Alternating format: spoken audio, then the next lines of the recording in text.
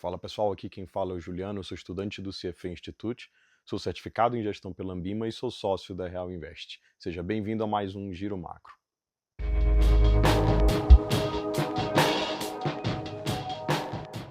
Então, pessoal, começando o nosso giro aqui por Estados Unidos, na semana passada a gente teve tanto a divulgação da ata do Fed, quanto também tivemos ali a divulgação dos PMIs.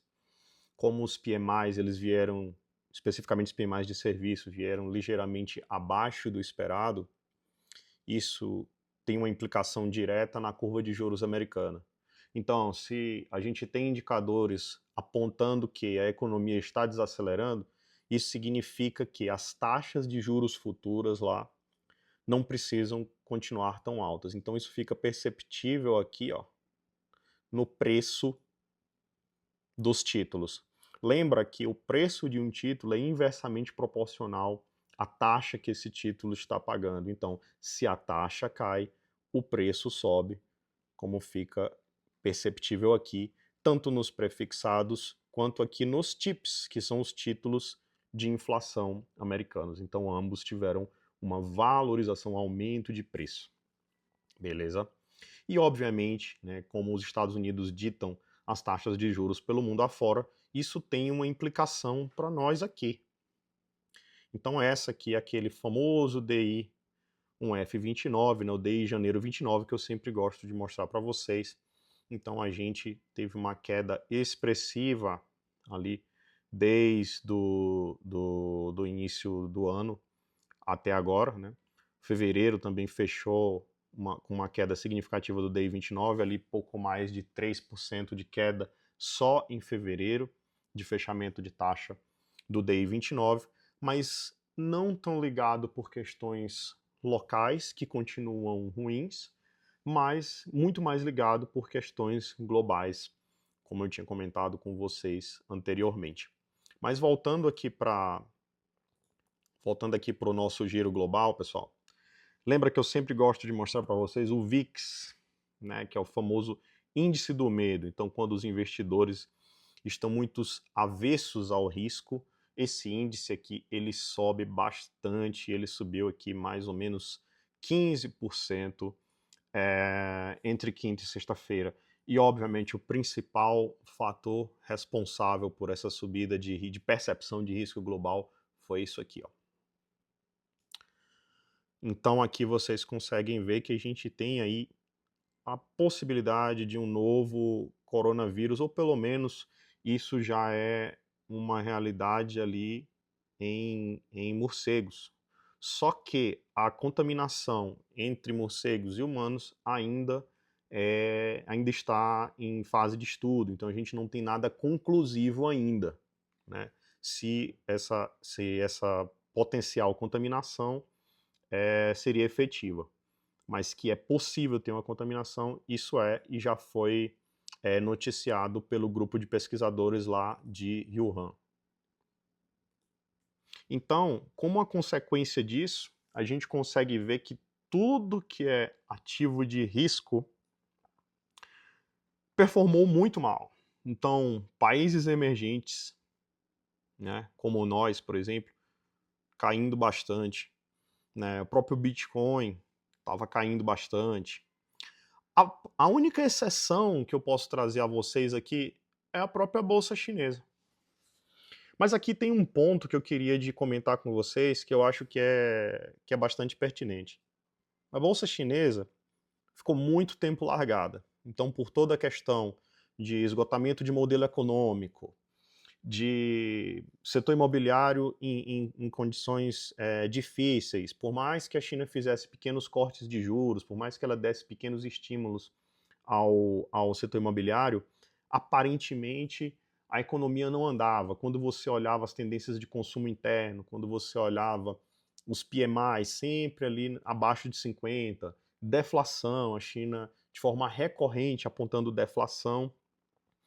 Mas agora nós tivemos uma ligeira mudança nesse tabuleiro com a entrada do Trump no poder nos Estados Unidos, que acredito que tenha sido uma surpresa para muita gente o fato de que as tarifas que foram propostas à China foram um pouco mais brandas do que o esperado. A própria política, a própria forma de tratar a China por parte do Trump tem sido muito mais brando do que o que era ventilado, que ia haver um potencial conflito armado, uma coisa nesse sentido.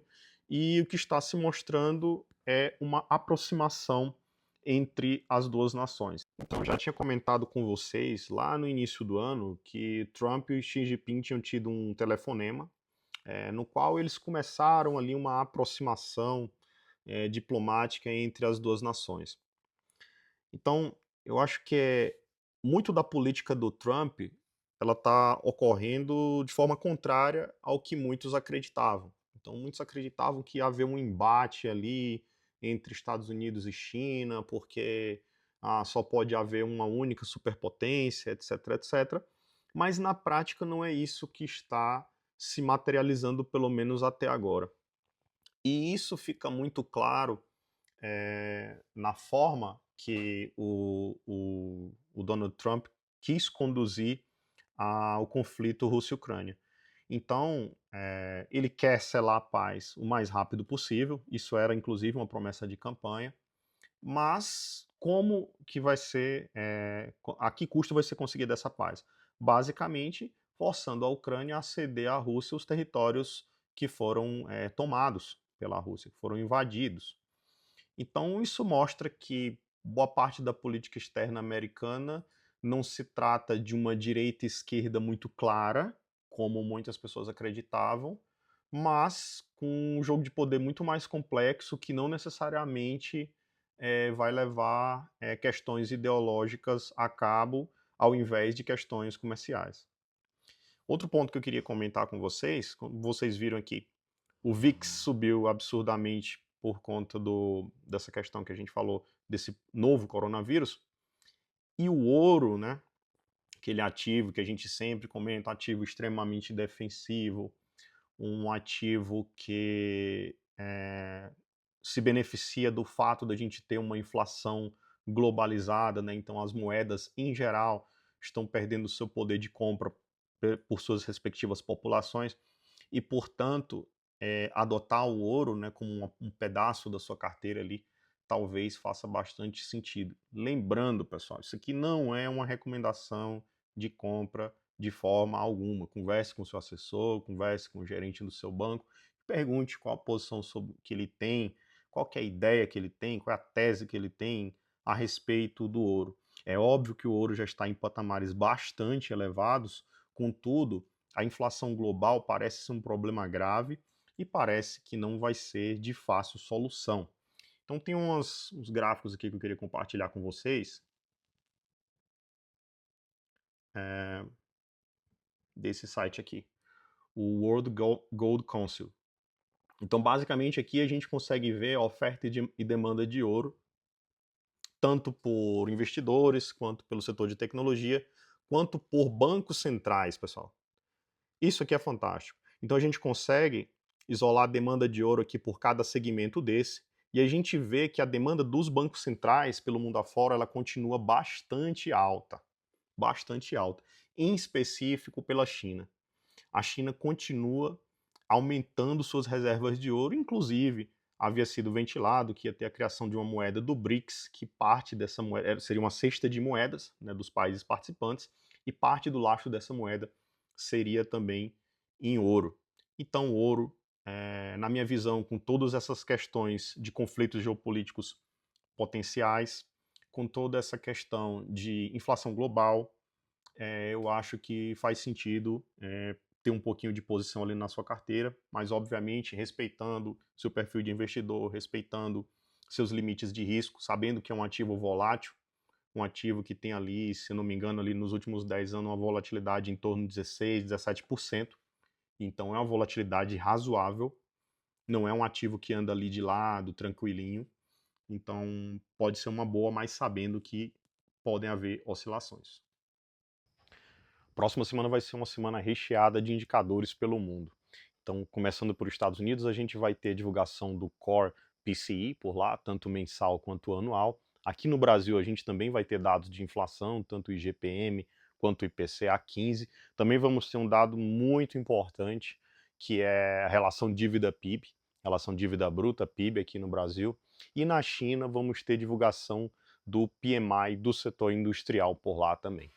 Para finalizar, pessoal, acredito que essa vai ser uma semana bastante volátil, com um sentimento de aversão a risco causado por essa descoberta desse potencial novo coronavírus, né? A gente lembra que lá no início as notícias foram saindo a conta-gotas e os investidores demoraram a se mover e depois todo mundo se moveu de uma vez. Então vamos ver como é que abre o mercado na segunda para ver se a gente vai ter uma continuação desse sell-off que se iniciou na sexta-feira ou se as pessoas vão parar para entender um pouco mais tudo que está acontecendo e a partir daí tomar decisões posteriores. E é isso, pessoal. Se gostou desse vídeo, se inscreve no canal, curte e compartilha com aquele seu amigo que está precisando de uma assessoria mais técnica e, acima de tudo, mais transparente. Forte abraço e até a próxima.